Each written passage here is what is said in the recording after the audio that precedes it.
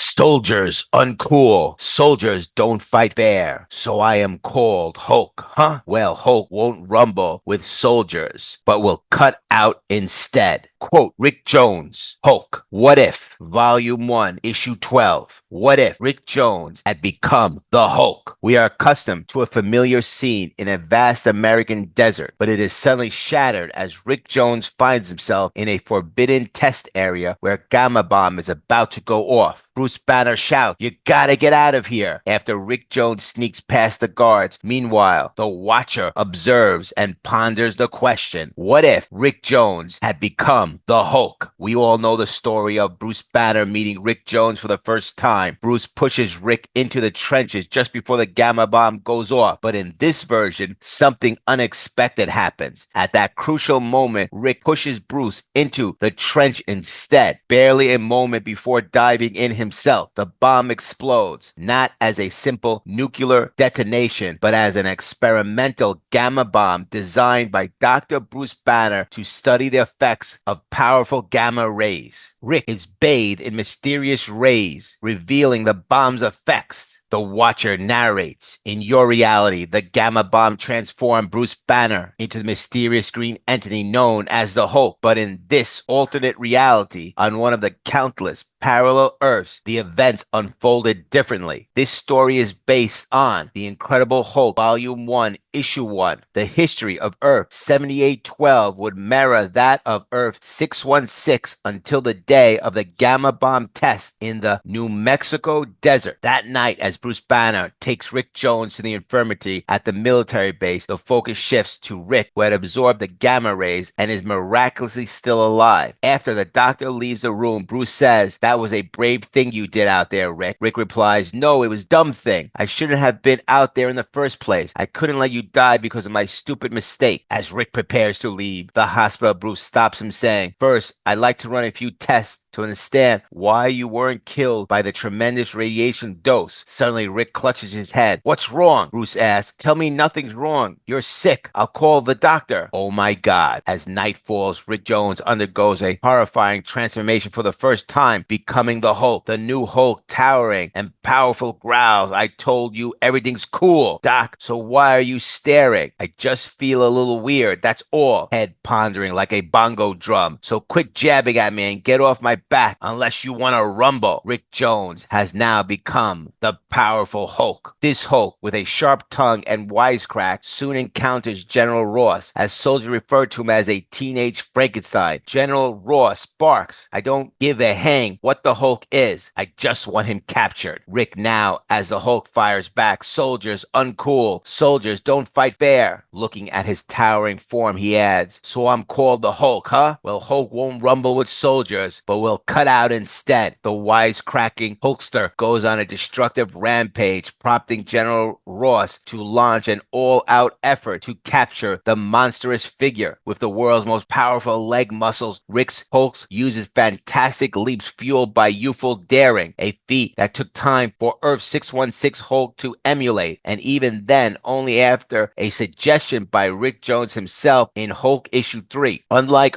Earth's 616's Hulk, who would have stayed to fight, this Hulk retreats, avoiding battles so easily. Hours later, even General Thunderbolt Ross gives up trying to locate the Hulk. This version hides instead of seeking confrontation. Meanwhile, guilt-stricken Bruce Banner tracks Rick down. To his astonishment, when the sun rises the following morning, Rick reverts to his normal self. Desperate and overwhelmed, Rick turns to Bruce Banner for help. Rick's plea for help is answered by Dr. Bruce Banner, who constructs a containment room in a secret lab. This includes a unique undersea chamber designed to hold the Hulk. When nightfall arrives, triggering Rick's transformation into the Hulk, the chamber is tested. As forbidden darkness sweeps the sky, Rick transforms as expected, turning into the Hulk and relentlessly banging at the door. Banner prays that the chamber can withstand the Hulk's attacks, and it does. This younger Hulk is not yet strong enough to smash his way free. Thus, it becomes a routine. Rick Jones spends his nights locked away from the world, while Bruce Banner, unburdened by becoming the Hulk himself, devotes his time and energy to a desperate project. With this system in place, Rick's Hulk remains contained, unable able to wreak havoc during his nightly transformations. Meanwhile, Banner tirelessly works to find a cure for Rick's condition. Enter Loki, the god of evil. Imprisoned in the fabled Asgard home of the Norse gods, Loki, scheming against his half-brother Thor, thinks to himself, though I cannot leave here, I might still defeat the accursed thunder god in battle. Scanning the earth for a tool to aid his plan, Loki, disembodied presence, eventually settles upon a subsea laboratory. This is detailed in Hulk Volume 1, Issue 4. At this time, Bruce Banner had built a device allowing Rick Jones to control his transformation into the Hulk. However, Loki, the Norse god of mischief, manipulates the boy through hypnotic suggestions planted in his subconscious. By making Rick believe nightfall or an extreme excitement would trigger the transformation, Loki forces Rick to turn into the Hulk. Now, outside his containment chamber, Rick's Hulk form becomes more savage and powerful than ever, threatening Dr. Bruce Banner himself. Unaware of Loki's interference, Banner hits the Hulk with gamma rays, praying that all this will reverse the transformation. Initially, it works, returning Rick to his normal self, but Loki, using his magic and cunning trickery, reverts Rick back into the Hulk, defying Banner's device and leaving the savage beast unleashed once more. Rick Jones, now the Hulk, destroys the transformation device, declaring, "No way some machine is going to change Hulk back to Lowrider Jones. Hulk ain't no murderer, so better split." As Hulk leaps away toward the passageway leading to the caves above, Bruce Banner reflects, "He could have killed me, but he's leaving. He's gone, yet he just proved he still possesses the soul of Rick Jones. That's reason enough for me to never rest until I've cured him." Meanwhile, Loki manipulates the situation further. He tricks the Hulk into smashing a railway bridge, fully aware that these mental tricks and destruction the Hulk cause will draw the attention of Thor, setting the stage for an inevitable confrontation. The mighty thunder god Thor steps in to confront the Hulk, but he's not alone. Joining him are Ant-Man, the Wasp, and the invincible Iron Man. As the battle unfolds, the true menace Loki is exposed and ultimately defeated. Rick Jones, as the Hulk, simply wishes for a place to belong, which leads to the formation of a new team. Together they call themselves the Avengers, marking the parallel events to Avengers Volume 1, Issue 1, the union of Iron Man, Giant Man, Wasp, Hulk, and Thor into the legendary superhero team. Meanwhile, Bruce Banner works tirelessly to repair his transformation device at Tony Stark's facilities. When the Hulk begins to collaborating with the Avengers, Banner devotes all his energy to finding a cure. Suddenly, a loud commotion erupts outside. At that moment, atop of the roof of Stark Factory, the Avengers were regrouping following their battle against the Space Phantom. This leads their attempt to contain the Hulk, as depicted in Avengers Volume 1, Issue 2. After the Space Phantom is defeated and the real Iron Man returns from limbo, the Hulk grows in rage, believing he can defeat all of the Avengers. Just then, Banner uses his device to blast the Hulk, seemingly curing Rick of his conditions. Rick, now back to his human form, says, "You hear me?" This time, Rick isn't going anywhere. "It is over, man." Bruce Banner says, "I had to guess the proper dosage, Rick. There really was a time to test it. But if I'd been wrong," Rick replies, "No sweat, Doc. It worked. I know how you felt. You owed me for shoving you into the trench. So now, let's call the debt paid." The Watcher observes, "Is that a happy Rick Jones setting out to begin his new life? Perhaps, but within months, his conscience grows heavy. Rick is deeply troubled about almost killing someone and can't seem to forget it. As Rick hears noises around the corner, he stumbles upon Captain America battling agents of Hydra and decides to lend a helping hand. Behind Captain America, a Hydra agent with a gun takes aim. Captain America doesn't see it, but Rick Jones dives in, tackling the Hydra agent from behind. Captain America says, "Whoever you are, son, you just saved my life." As Captain America and Rick Jones fight off the remaining Hydra agents, knocking them out, Rick says, "I know who you are, but my friends call me Rick Jones. Whatever friends I've got left, that is." Captain America replies, "I like your style, Rick, and your fighting spirit. In my day, we call it spunk. Fact is, you remind me of someone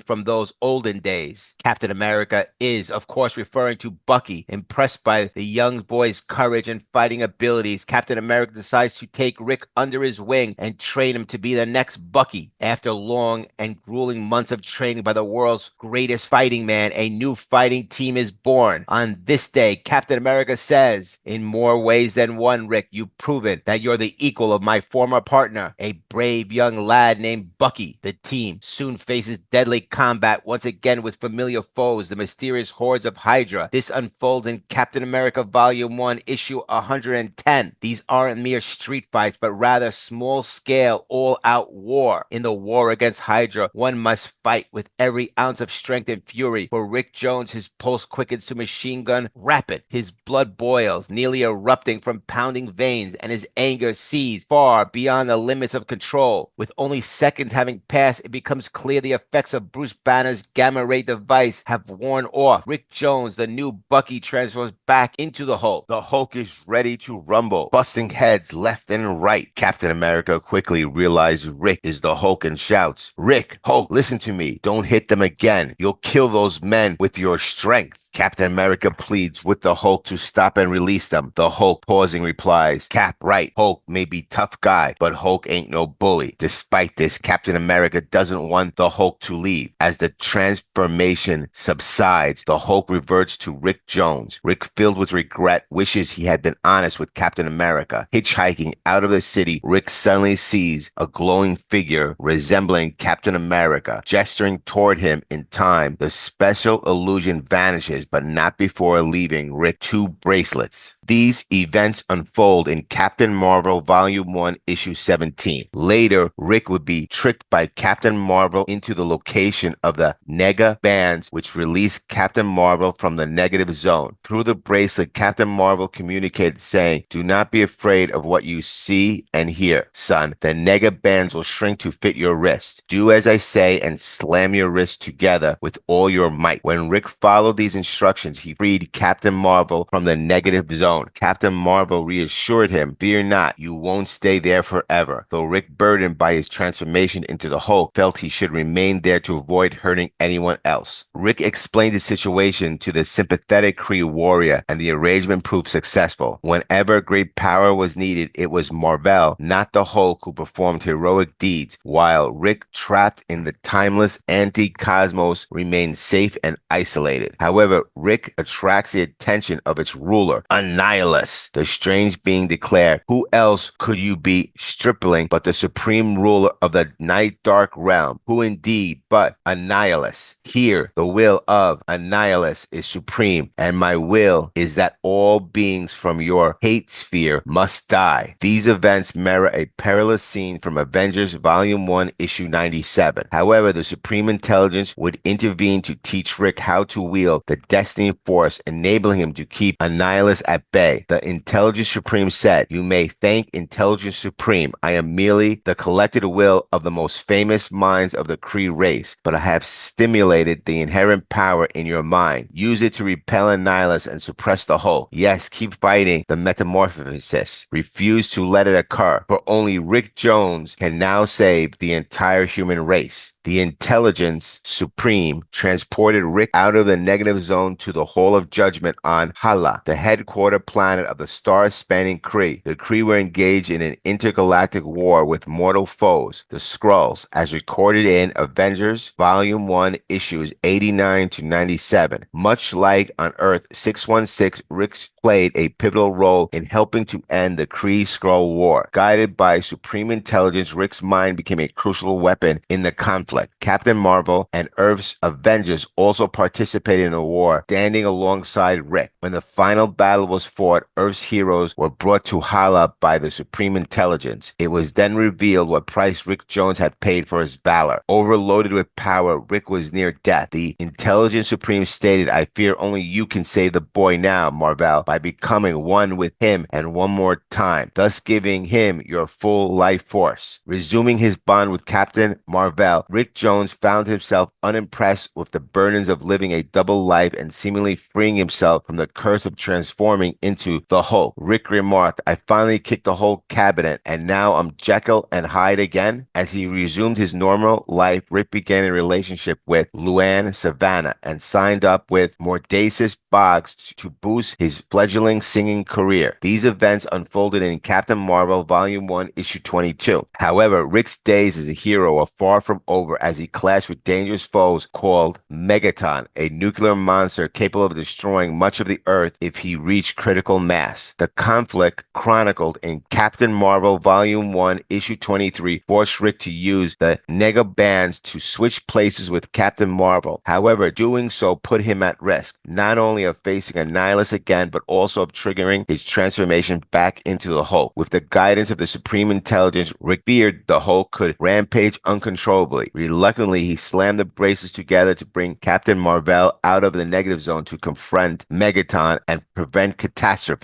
Rick Jones, trapped one more time in the negative zone, reflects on his situation. He thinks to himself, so I'm stuck in the negative zone again, while my super tough other self tosses Megaton far into space, where he blows up like a big bad A-bomb. Okay, Captain Marvel, you win. Only a dude like you could have taken out a powerhouse like Megaton. And since I'd rather have you doing the fighting than me as the Hulk, I guess we're a team again. Concerned for Rick's plight, Luann reaches out to Bruce Banner and Reed Richards, hoping they can find a way to save him from the negative zone. However, when Rick attempts to switch places with Captain Marvel to return, it's during a critical moment. Captain Marvel is incapacitated by the deadly nerve agent known as Compound 13. These events are chronicled in Captain Marvel Volume 1, Issue 34, where Bruce Banner arranges to transfer his invention to the Baxter building in hopes of helping Rick. Meanwhile, Captain Marvel struggles as his powerless body succumbs to effects of Compound 13, leaving him unable to fight back. Rick is painfully aware of the harsh truth. If Captain Marvel dies, Rick will be trapped in the negative zone forever. These events unfold in Captain Marvel Volume 1, Issue 35. Desperate, Rick pleads with Captain Marvel, saying, come on, you've got to pull yourself out of that. You've got to get those wrists slamming. Meanwhile, Annihilus mocks Rick, saying, the one you are calling for help clearly does not hear you, or perhaps he wishes to perish alone. Did you truly hope to continue evading the master of this night dark dimension? As Annihilus seizes Rick by the neck, squeezing tightly, Rick realizes he has no other choice. With no alternatives left, he struggles to concentrate, hoping to transform into the Incredible Hulk to fight back. While on Earth in Mr. Fantastic's laboratory, Bruce Banner says, I've had this nagging apprehension that the gamma ray bombardment only provided a temporary cure for Rick. My suspicions were confirmed when I learned what happened when Rick and Captain America fought those Hydra agents. Reed Richards responds, and you think the Gamatron of yours will permanently cure the boy? Banner replies, yes, but not in the way you might expect. Although Banner's approach is unconventional, the story reflects the experiences of Earth 616 Banner, who was cured through another Gamatron in Hulk Volume 1, Issue 130. Meanwhile, Reed Richards is frankly searching for their friend Bruce Banner. As he looks, they witness the horrifying sight of Annihilus holding Rick Jones by the neck and squeezing it. Rick swings with all his might, landing a punch on Annihilus. Though the blow doesn't faze Annihilus much, it fuels Rick Jones' anger. Annihilus, momentarily startled, releases his chokehold, only to deliver a massive smack that sends Rick reeling. Quickly regaining control, Annihilus reapplies the chokehold, this time with both hands tightening his grip. He sneers, I will take exceptional delight in the death of Rick Jones. Rick struggles, feeling his pressure intensify as the air escapes his lungs. Concentrating desperately, he fights to muster the strength to resist. Left to fend for himself, Rick suddenly transforms into the Hulk once more. Fueled by rage and anger, the Hulk growls, don't give Hulk with fancy lingo, Bugman. Hulk doesn't dig it, and Hulk doesn't dig you. Bugman doesn't like choking Hulk, so Hulk's gonna swat the Bugman like Rick swats a crummy fly. With a powerful backhanded punch, the Hulk sends Annihilus flying across the negative zone. The Hulk, rarely ever cheered, even by heroes, start pounding away at Annihilus with unrelenting fury. Feeling the rare encouragement from the people back on Earth, the Hulk roars. The Hulk digs being cheered by weirdos. Well, Hulk ain't gonna let them down. As the Hulk transforms back to Earth, the 3-hour time limit, Marvel's limit for remaining on Earth, has expired. The Hulk, now obsessed with fighting Annihilus, disappears. At the same time, Captain Marvel reappears on Earth. Hulk, driven by rage, hits the two bracelets together in an attempt to remove them. Meanwhile, Annihilus has pieced together that the Hulk and Captain Marvel are connected. Seizing the opportunity, Annihilus moves to kill Captain Marvel. But just as he strikes, the Hulk suddenly returns to the negative zone, smashing Annihilus square in the face with all his might. The battle between the Hulk and Annihilus reaches its peak as both titans go toe-to-toe, throwing massive swings at each other. Even Even with the Hulk's powerful punches, Annihilus holds his ground, standing firm and returning blow after blow. The Hulk, equally determined, plants himself in the center, unleashing his own relentless strikes. As these two colossal forces collide, the impact of their clash registers on Reed Richards' instruments back on Earth. Richards excitedly turns to Bruce Banner, saying, "We found the Hulk. You can try out your Gamatron now." However, uncertainty looms over the outcome. No one knows the exact effects of this new Gamatron will have on Rick Jones or the Hulk. Rick's girlfriend watches anxiously, her nerves mounting at the unknown after effects that could change everything. Bruce Banner carefully aims his invention with painstaking precision through Reed Richards' gateway to the negative zone. The device locks into its target perfectly. It's Banner's theory is correct. This will cure Rick Jones in a way that ensures he'll never transform into the Hulk again. The Gamatron's radiation bombardment, lethal to an ordinary human, is absorbed by the Hulk's immense body. However, as the incredible dosage courses through him, the Hulk begins to feel strange. His powerful form pulses intensely with energy from the gamma rays. Then, impossibly, a humanoid shape outlined in gamma radiation emerges from the Hulk's body. The figure begins to solidify, and by some twist of fate, the process separates Rick Jones from the Hulk. Rick is left floating in the negative zone, while the Hulk, now free of their bond, charges off to continue his battle with Annihilus. The Gamatron has succeeded. Rick Jones and the Hulk are finally separated. However, danger remains, and Bruce Banner urgently asks Reed Richards to take one final action. Using his stretching powers as Mr. Fantastic, Reed extends his arms to the negative zone gateway, penetrating deep into the chaotic ether of this mad inverted universe. Stretching farther than he ever has before, Reed strains to reach Rick. With incredible effort, Mr. Fantastic manages to grab hold of Rick Jones and pulls him into the positive universe, rescue him just in time. The Hulk continues his fierce battle against Annihilus with numerous negative zone creatures watching this spectacular clash unfold. The fight goes back and forth as the Hulk delivers a powerful kick to Annihilus' stomach, quickly following up with a devastating roundhouse punch. Annihilus, staggering but not defeated, snarls, "All right, monster, I can see that you surpass me in sheer brutal physical strength, but Annihilus shall still be your master and will destroy you." With that, Annihilus pulls out a Nega-Bands gun and fires, striking the Hulk. Mr. Fantastic continues to pull Rick Jones back from the negative zone to Earth using his incredible stretching abilities. As Rick finally emerges, he realizes it was Mr. Fantastic who helped him escape. The journey through the negative zone has clearly taken a toll on Rick, leaving him visibly exhausted. Meanwhile, Luann rushes to greet Rick, overjoyed to see her boyfriend safe and back on Earth. Dr. Reed Richards turns to Bruce Banner and says, "You know, Bruce, we work well together. Maybe we could collaborate again and adapt your Gamatron to help a friend of mine, Ben Grimm." In the negative zone, the battle between Annihilus and the Hulk rages on. The Nega-Bands ray attack has weakened and drained the Hulk, yet he still has enough strength to fight. Summoning his remaining power, the Hulk grabs a nearby asteroid and hurls it directly at Annihilus, striking him with tremendous force and knocking the weapon out of his hand. The Hulk finally knocks out Annihilus, but feels uneasy about what might happen if he wakes up. Determined to end the threat, Hulk winds up and delivers his most powerful punch of the battle. The force of the blow not only slams into Annihilus, but also propels him along a deadly trajectory in the negative zone. Hurtling through space, Annihilus crashes into his drifting Nega-Bands ray gun. The collision triggers the weapon's mechanism, jarring it into fateful operation. Upon impact with the floating rocks, the weapon detonates, obliterating Annihilus into pieces. The Hulk, unfazed, says Bugman was wiped out, but Hulk couldn't care less. Bugman was just a punk. However, confusion sets in as the Hulk asks, what's happening to Hulk now? How does Hulk get back to his own stomping grounds? Back on Earth, all seems joyful. Captain Marvel is separated from Rick Jones, and they are finally free from their bond. Rick, Luann, and Bruce Banner begin to resume normal lives, with Rick Jones cured and the Hulk no longer his responsibility. Bruce Banner turns his focus to other scientific pursuits. Rick Jones and his girlfriend Luann enjoy a fantastic life together, while Captain Marvel sets off to seek his destiny among the stars. Yet one question lingers. What has become of the Hulk? The Hulk finds himself at home in the negative zone, where he becomes celebrated as a hero for vanquishing the tyrannical Annihilus. The Watcher observes how true is Rick Jones' zone's prognosis, for where else but in the negative zone could the Hulk experience such unbridled freedom? Freedom to bond across an entire universe, to fully exercise the vast power in those emerald limbs. Where else but here can the Hulk gain respect, admiration, and yes, perhaps even love as the mighty and noble champion who freed all from Annihilus' oppressive tyranny? The Hulk at last finds happiness, appreciation, and love in the negative zone. Next, What If? Volume 1, Issue 13. What if Conan the Barbarian walked the earth today?